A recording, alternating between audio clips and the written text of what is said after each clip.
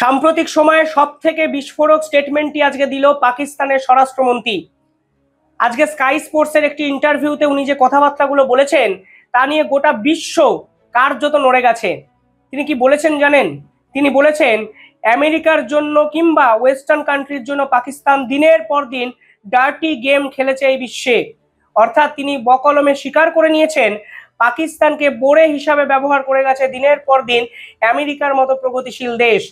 আজকে স্কাই স্পোর্টসের একটি ইন্টারভিউতে সঞ্চালক সরাসরি তাকে প্রশ্ন করেন যে পাকিস্তানের বিরুদ্ধে দিনের পর দিন সন্ত্রাসবাদকে মদদ দেওয়ার অভিযোগ এই গোটা বিশ্ব জুড়ে এসছে। একটু বোঝার চেষ্টা করুন, স্কাই স্পোর্টস যারা কিনা ওয়েস্টার্ন মিডিয়া, সেই মিডিয়াতে বসে পাকিস্তান সরকার আজকে স্বীকার করছে যে তারা এই সন্ত্রাসবাদী কার্যকলাপ তারা করেছে এবং এর পিছনে আমেরিকার মতো প্রগতিশীল দেশের মদদ ছিল। Well, we have been doing this dirty work for the United States for about 3 decades, and West, including Britain. কি বলেছে তিনি? পাকিস্তানের স্বরাষ্ট্রমন্ত্রীর নাম খোয়াজা আসিফ। তিনি সরাসরি স্বীকার করেছেন, আমরা আমেরিকার জন্য দিনের পর দিন এই ধরনের ডার্টি পলিটিক্স করেছি। তিনি কি বলেছেন আমি হেডিংটা একটু পড়ে শোনাচ্ছি, তাহলে বুঝবেন। Pakistan trained and supported armed militants due for the America, এবং তিনি কিছু যুদ্ধের কথা উল্লেখ করেছেন। 1980 সাল সোভিয়েত আফগান যুদ্ধ, সেই যুদ্ধে তারা আমেরিকাকে সাপোর্ট করেছেন দিনের পর দিন। পরবর্তীকালে 9/11, এই 9/11-র সময় আমেরিকার হয়ে একের পর এক কাজ তারা করেছেন আফগানিস্তানের এই যুদ্ধ বিধ্বস্ত এই সময়ের জন্য। অর্থাৎ আমেরিকার মদতে পাকিস্তান দিনের পর দিন চলেছে এবং গোটা বিশ্ব জুড়ে সন্ত্রাসবাদী কার্যকলাপে প্রত্যক্ষভাবে সমর্থন করেছে এবং সন্ত্রাসবাদের সঙ্গে জড়িত। এই স্টেটমেন্ট আজকে পাকিস্তানের স্বরাষ্ট্রমন্ত্রকের পক্ষ থেকে এলো। স্বরাষ্ট্রমন্ত্রক কি বলছি, স্বরাষ্ট্রমন্ত্রীর পক্ষ থেকে এলো, যা এই মুহূর্তে অত্যন্ত তাৎপর্যপূর্ণ। বোঝার চেষ্টা করুন, এই ধরনের কথা বলে পাকিস্তান কিন্তু অনেক বড় একটা গেম খেলার চেষ্টা করছে। কি সেই গেম? আপনাকে বুঝতে হবে তারা কি বলেছে। তারা ফের একবার বলেছে আমরা সারা জীবন ধরে নিজের দেশের কথা না ভেবে ফরেন ইন্টারেস্টে কাজকর্ম করেছি। অর্থাৎ গোটা বিশ্ব আমাদেরকে যেভাবে চালানোর চেষ্টা করেছে, অন্য দেশ যা চেয়েছে আমাদের থেকে, আমরা দিনের পর দিন সেই খেলাই খেলেছি। তা পাকিস্তানের স্বরাষ্ট্রমন্ত্রী সরাসরি অন ক্যামেরা ভিডিও ইন্টারভিউতে স্বীকার করলেন এবং তিনি স্বীকার করেছেন তিনি আমেরিকার জন্য ডার্টি ওয়ার্ক, এই শব্দটি ওনার শব্দ, তিনি করেছেন। একটু বোঝার চেষ্টা করুন, তিনি পাল্টা ডোনাল্ড ট্রাম্পের প্রশাসনের উপর চাপ তৈরি করার চেষ্টা করছেন বলে বিশেষজ্ঞরা বলেছেন। যখন কাশ্মীরের পেহেলগামে এই ধরনের সন্ত্রাসবাদী ইসলামী সন্ত্রাসবাদের ঘটনা ঘটেছে, ঠিক তখন নরেন্দ্র মোদীকে সকলের আগে কিন্তু ফোন করেন ডোনাল্ড ট্রাম্প। তিনি ফোন করে বলেন আপনারা এগিয়ে যান, আপনারা যদি সার্জিক্যাল স্ট্রাইক করেন আমি আপনার সঙ্গে আছি, এই সন্ত্রাসবাদের শেষ এই বিশ্ব থেকে করতে হবে। দিনের পর দিন ডোনাল্ড ট্রাম্প কিংবা আমেরিকার প্রশাসন কিন্তু পাকিস্তান সরকারকে ফাইটার জেট সরবরাহ করে গেছে। F-16 মতো ফাইটার জেট তারা আমেরিকার থেকে কিনেছে, শুধু তাই নয়, এই পারপাসে প্রায় $400 মিলিয়ন কিন্তু মেনটেনেন্স কস্ট হিসাবে আমেরিকার থেকে তারা পেয়েছে। জো বাইডেন যখন ছিলেন তখন $200 মিলিয়ন তাদেরকে দেওয়া হয়েছিল শুধুমাত্র F-16 ফাইটার জেটের রক্ষণাবেক্ষণ করার জন্য। ডোনাল্ড ট্রাম্প ক্ষমতায় এসে অতিরিক্ত $197 মিলিয়ন পাকিস্তানকে দেয়। শুধু তাই নয়, একাধিক অস্ত্র কিন্তু তারা দিনের পর দিন আমেরিকার থেকে কিনেছে এবং আমেরিকার সাহায্যে তারা ভারতের বিপক্ষে একাধিক গুরুত্বপূর্ণ ভূমিকা তারা পালন করেছে অতীতে। কিন্তু ডোনাল্ড ট্রাম্প ক্ষমতায় এসে এই খেলাটা ঘুরে যায়। ডোনাল্ড ট্রাম্প সরাসরি বলেন তিনি সন্ত্রাসবাদের বিপক্ষে, অর্থাৎ পাকিস্তান প্রেসারে পড়তে শুরু করে। এই মুহূর্তে ভারত কি চাইছে? এই ইন্টারভিউকে হাতিয়ার করে ভারতবর্ষ পশ্চিমা একাধিক শক্তির কাছে যেতে পারে। তারা বলতে পারে যেভাবে দিনের পর দিন পাকিস্তানকে আপনারা বাঁচিয়ে রেখেছেন, দয়া করে আর বাঁচাবেন না। মনে রাখতে হবে 1980-র কথা তারা বলেছে, তারা 9/11-র কথা বলেছে। সে সময়ের ভারতবর্ষের ডিপ্লোমাসি আর 2025-এর ভারতবর্ষের ডিপ্লোম্যাটিক্যাল সিনারিও একদম অন্যরকম। কারণটা কি? কারণ ভারতবর্ষের প্রভাব, ভারতবর্ষের জিডিপি, ভারতবর্ষের ইকোনমিক্যাল স্ট্রাকচার, ভারতবর্ষের মিলিটারি স্ট্রেংথ, সবকিছুই শেষ 10 বছরে আমূল বদলে গেছে, তা ভারতবর্ষ নিজেরাও জানে।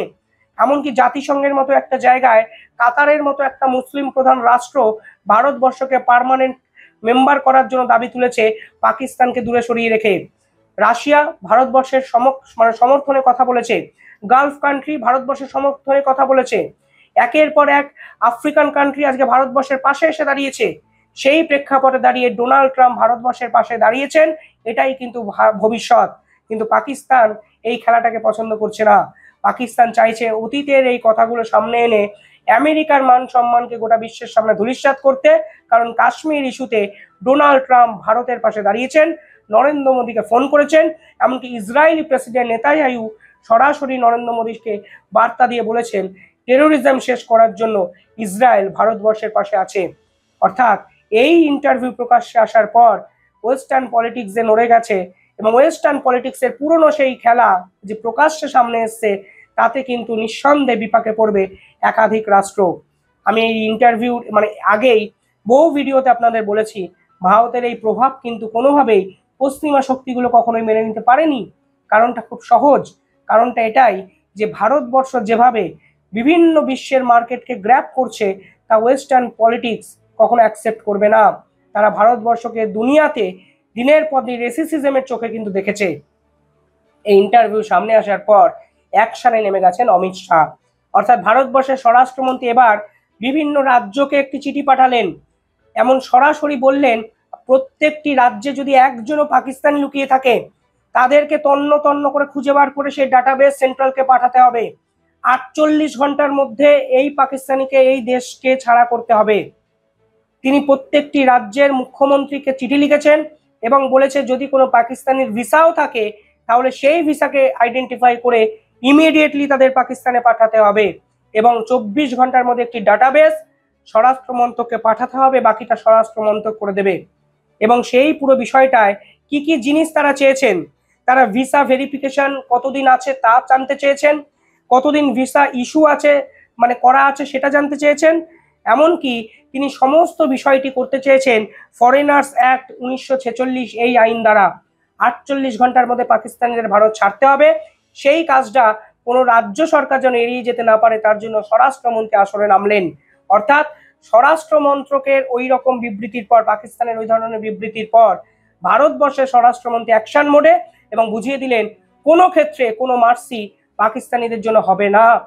সে স্টুডেন্ট হোক কিংবা রুগী হোক, পাকিস্তান যেন কোনো পাকিস্তানি যেন ভারতবর্ষে না থাকেন।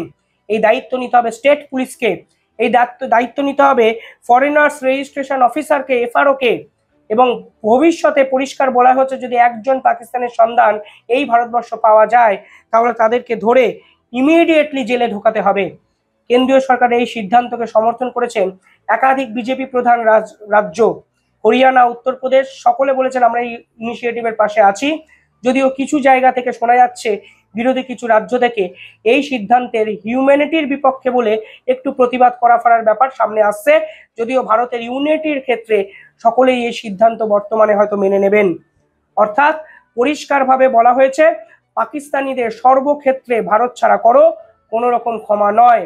এই মুহূর্তে আরো একটি তথ্য সামনে এসছে যে ভারতের জেলে এই মুহূর্তে 761 জন পাকিস্তানি আছেন। তাদের ভবিষ্যৎ কি হবে সেটাও এখন কিন্তু একটা বড় প্রশ্ন।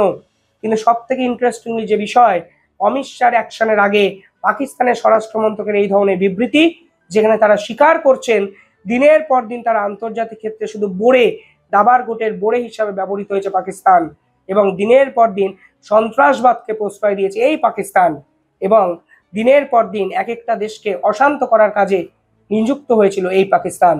কিভাবে দেখছেন আপনারা কমেন্টে জানাবেন।